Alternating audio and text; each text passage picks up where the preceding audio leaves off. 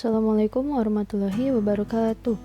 Perkenalkan, nama saya Tika Istiqomah dengan NPM 1817051004 dan teman saya Anissa Raden dengan NPM 1817051007. Di sini kami akan menjelaskan mengenai materi integrasi nasional. Langsung saja kita mulai. Pengetahuan mengenai kebudayaan Indonesia sangatlah minim. Anak muda zaman sekarang lebih mengetahui tentang modernisasi ketimbang tradisional. Pengaruh kebudayaan luar menyebabkan kurangnya pengetahuan kita mengenai proses kebudayaan yang ada di Indonesia. Masing-masing individu lebih mementingkan kepentingannya sendiri tanpa ada rasa peduli terhadap sesama. Sebagai generasi penerus bangsa, marilah kita memiliki rasa tanggung jawab terhadap keutuhan dan kesatuan bangsa.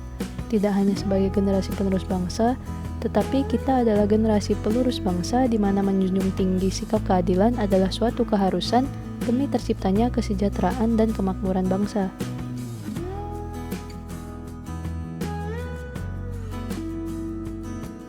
Integrasi suatu bangsa terjadi karena adanya perpaduan dari berbagai unsur, seperti suku bangsa, tradisi, kepercayaan atau agama, sosial budaya, dan budaya ekonomi, sehingga terwujud satu kesatuan wilayah, politik, ekonomi, sosial, dan budaya yang membentuk jati diri suatu bangsa. Integrasi nasional berasal dari dua kata, yakni integrasi dan nasional. Integrasi ini berasal dari bahasa Inggris integrate yang memiliki arti menyatupadukan, mempersatukan, atau menggabungkan.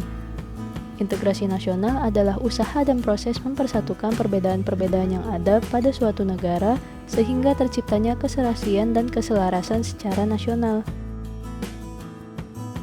Faktor-faktor pendorong integrasi nasional. Yang pertama, adanya rasa yang senasib dan seperjuangan yang diakibatkan oleh faktor-faktor sejarah. Yang kedua, adanya ideologi nasional. Ideologi nasional negara kita Indonesia adalah Pancasila.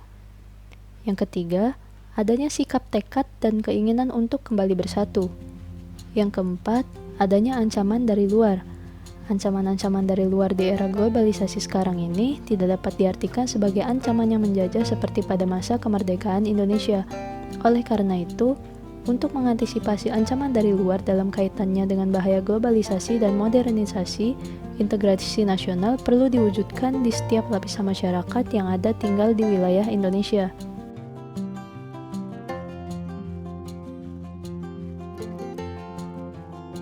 Faktor-faktor pendukung integrasi nasional. Yang pertama, penggunaan bahasa Indonesia. Yang kedua, semangat persatuan serta kesatuan di dalam bangsa. Yang ketiga, adanya kepribadian dan pandangan hidup kebangsaan yang sama, yaitu Pancasila. Dan yang terakhir, adanya jiwa dan rasa semangat dalam bergotong royong. Faktor-faktor penghambat integrasi nasional. Yang pertama, kurangnya penghargaan terhadap kemajemukan. Yang kedua, kurangnya toleransi antar sesama golongan. Yang ketiga, kurangnya kesadaran di dalam diri masing-masing rakyat Indonesia. Dan yang terakhir, adanya sikap ketidakpuasan terhadap ketimpangan dan ketidakmerataan pembangunan. Pentingnya integrasi nasional bagi bangsa Indonesia. Integrasi itu sendiri dapat dikatakan sebagai suatu langkah yang baik untuk menyatukan sesuatu yang semula terpisah menjadi suatu keutuhan yang baik bagi bangsa Indonesia. Indonesia sangat dikenal dengan keanekaragaman suku, budaya, dan agama. Masyarakat Indonesia belum sadar akan pengaruh globalisasi yang ternyata tidak baik bagi bangsa Indonesia.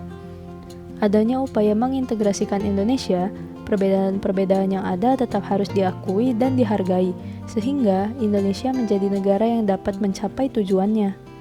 Selain menghargai dan mengakui berbagai macam perbedaan di Indonesia, masyarakat Indonesia harus memiliki rasa toleransi terhadap sesama sehingga tidak terjadi konflik yang berkepanjangan yang dapat merugikan Indonesia.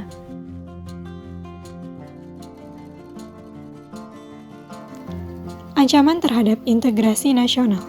Yang pertama, ada ancaman militer, yaitu ancaman yang menggunakan kekuatan bersenjata yang terorganisasi yang dinilai mempunyai kemampuan yang membahayakan kedaulatan negara, keutuhan wilayah negara, dan keselamatan segenap bangsa. Ancaman non-militer, yaitu ancaman yang memiliki karakteristik yang berbeda dengan ancaman militer, yaitu tidak bersifat fisik, serta bentuknya tidak terlihat seperti ancaman militer.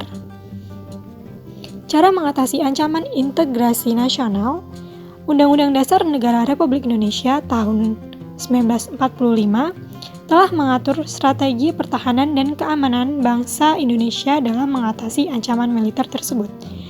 Pada pasal 30 ayat 1 sampai 5 Undang-Undang Negara Republik Indonesia tahun 1945 yang menyatakan bahwa 1. Tiap-tiap warga negara berhak dan wajib ikut serta dalam usaha pertahanan dan keamanan negara.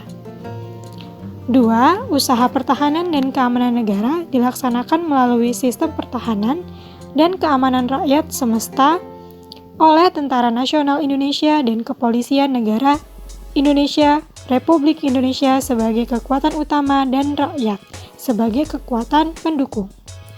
3. Tentara Nasional Indonesia terdiri dari Angkatan Darat, Angkatan Laut, dan Angkatan Udara sebagai alat negara bertugas mempertahankan, melindungi, dan memelihara keutuhan dan kedaulatan negara.